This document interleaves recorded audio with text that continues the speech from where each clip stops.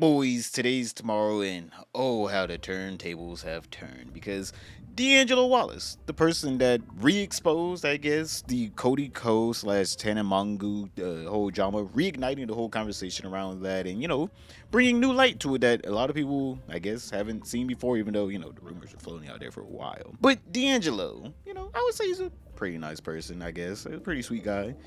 He talked about something that you shouldn't talk about because for some reason a lot of people are just batshit insane. All right, they're crazy out there. So D'Angelo Wallace was talking about Starbucks, and the video itself was not endorsing Starbucks in any way, shape, or form. He was making a critical piece on Starbucks and their pricing schemes and how they're failing now and how people are starting to not go to Starbucks anymore because they realize that it is disgusting subhuman filth coffee. All right, the only thing that Starbucks had at the time whenever it was on its rise was it was an aesthetic. All right, it had the chairs, people would go there with the laptops, and they would sit there and be like, I'm working, when in reality they're not working, they're just sipping on mid coffee. But you know what, they had the aesthetics down. But after a while, Starbucks has started, removing the chairs and the tables and stuff and just making it to where it's basically fast food. Or I guess fast coffee in their case, with maybe a little bit of food on the side, if you're willing to take out a second mortgage on your home to pay for it. Because at the end of the day, coffee is a pretty cheap item, but whenever you have to spend $10 on one cup, you really have to think to yourself, is it worth it to spend $10 on a coffee that I literally can make at home? I don't understand people that go to Starbucks, all right? I don't understand. I get it if you're like some rich kid, all right? I get that. But if you're like an average, everyday American, what are you going to Starbucks for? That's the real. What are you going there for? For a little cup to say, hey, I got prestige too. What, is the cup supposed to be made out of leather? Right? I'm assuming people just go to Starbucks at this point because it's a status symbol of how much money you can waste, all right? Because at the end of the day, no average everyday American should be going to Starbucks and spending $10, $12 on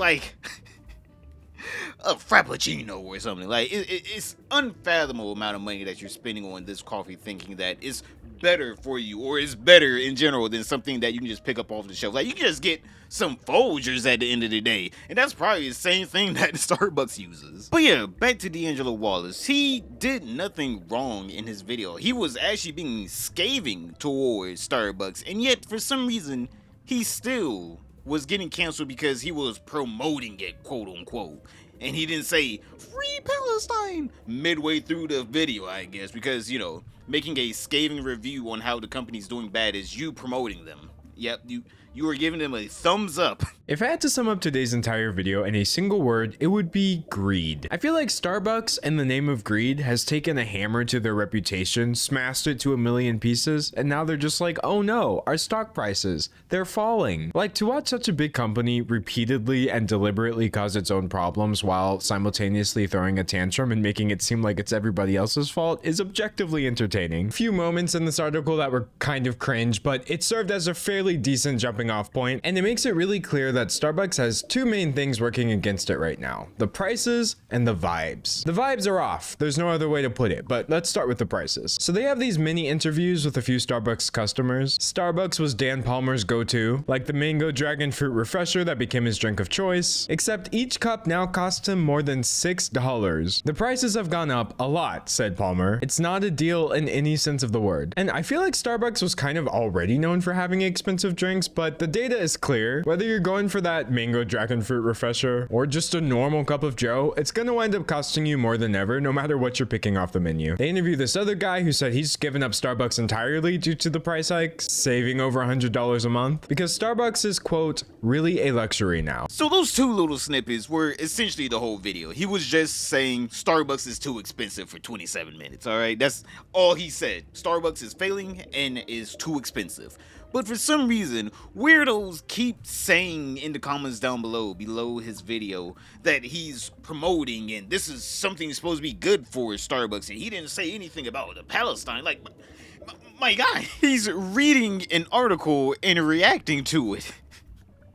Some people are just so insane. Yes, we get it. You think for some reason Starbucks is the cabal of Israel. For some reason, Starbucks runs Israel. All right, they're the Israelis themselves. All right, I understand you have grand illusions because you watched the TikToker explain and convolute somehow that Starbucks owns Israel at some point in time.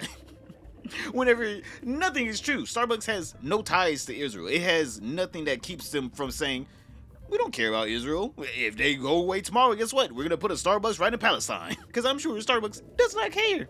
It could be Israel today, Palestine tomorrow, and be a U.S. territory the next. And guess what? There's still going to be a Starbucks smack dab in the middle of it. Now, obviously, with him getting canceled in his own comments section by absolutely insane people that want to blow any and everything out of proportions, obviously D'Angelo Wallace had to respond, even though in my opinion I think he shouldn't have responded. Like, this is the fuel for these people's grand illusions. Whenever you come and say, I'm sorry that your insane reality isn't true, and let me explain why it isn't true. Like, whenever you have to do that, that's what fuels these people to go around and continue to cancel people. Like, understand that at the end of the day, D'Angelo Wallace is probably a very sweet guy, alright? He doesn't want to, ruffle any feathers. He just wants to, make his little quirky YouTube videos. But at the end of the day, you're giving into the same thing that like a ton of YouTubers have given into and that made them quit. Like I'm pretty sure he likes Jenna Marbles, and she got canceled over like the dumbest thing ever, and she stopped making YouTube videos because of it. I'm like, also she's rich as shit, so I'm sure retirement was already on her mind. But still, like he has seen one of his favorite YouTubers get canceled over something stupid because she apologized for it, and people still didn't take the apology, and yet here he is doing the same mistake of apologizing to people over nothing. I don't support genocide, I don't support ethnic cleansing, and I don't support the country of Israel's invasion of the Gaza Strip. People in my comments are saying I support these things because I made a video about Starbucks, and I did not mention people's ongoing efforts to boycott Starbucks as a show of solidarity for Palestine. Whenever I outline a video, I frame my research through finding a main point. This time, my main point was seeing how recent backlash against Starbucks and its CEO illustrate larger problems within the fast food industry. Specifically, the increase in prices and the mobile order first mentality that's negatively affecting the atmosphere of these establishments. Both these prices and the atmosphere are real issues that are having an impact on sales, and that is what I set out to explore in my video. People boycotting Starbucks to support Palestine is also having an effect on sales, but that was not the main point I was trying to make,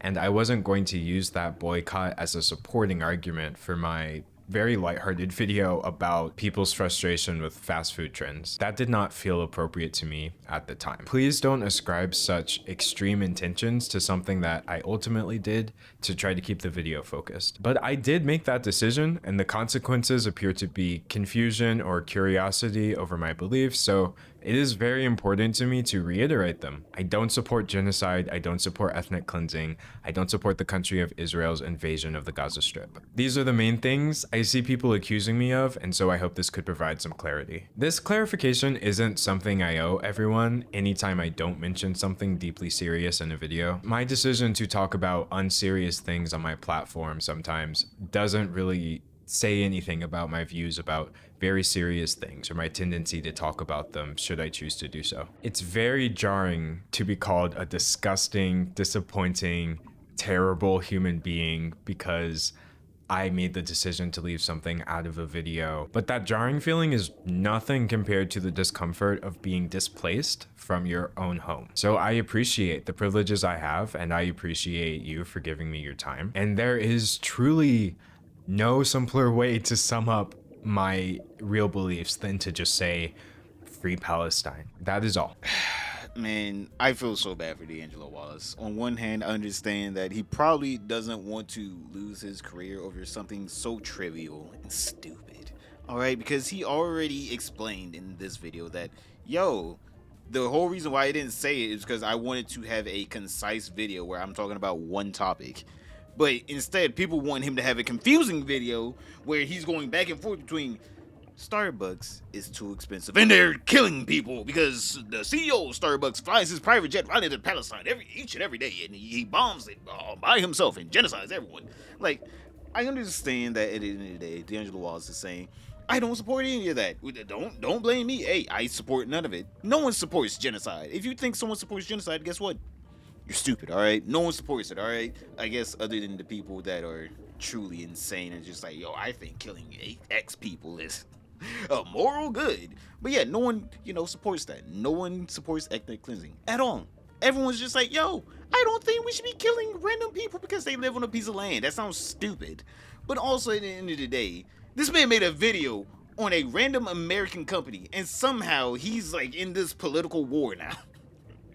Now he's part of the war. He's part of the problem. He's part of the deep state that is trying to ethnically cleanse the Palestinians. Like, no, he's not. All right, he's just a person that enjoys making YouTube videos, and he talked about a topic that has nothing to do with Palestine or Israel. It literally has nothing to do with it. And at the end of the day, the video wasn't even a good video for them. He was literally making a scathing review on their coffee and their prices. I'm like, this is as dumb as entertainment companies shutting down pirating websites, thinking that the people that pirate their movies are actually going to be paying money for it. Click this video right here, boys, to find out how dumb these movie companies actually think people are. But boys, other than that, don't forget to like, subscribe, comment down below. I'll definitely be talking with you boys down there, as always. But other than that, I'll see you all tomorrow.